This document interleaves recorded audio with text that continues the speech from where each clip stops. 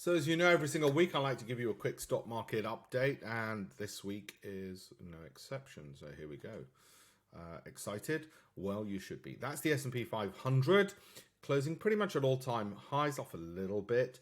And definitely the MACD has broken above its signal line, so that's all bullish on the daily, which is fine because that's the daily. But actually what we need to know at is this, which is the weekly, which also suggests a fair degree of strength. The only note of caution being that the momentum indicator is making lower highs while the price is making higher highs, and that in and of itself is bearish. But overall, that seems to have been a bit of a breakthrough there, so that's fairly positive thing.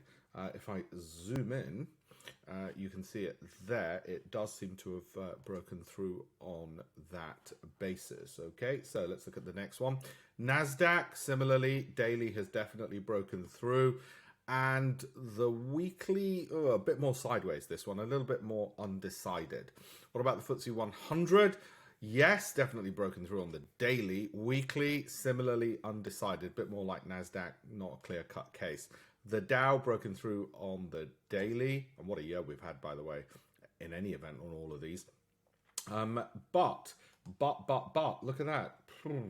Also undecided. So the S&P 500 is probably the better bet in terms of companies, I would say, in terms of bullishness. The others are a bit more undecided and a bit less clear. Have a look at my campaignforamillion.com. The website's there.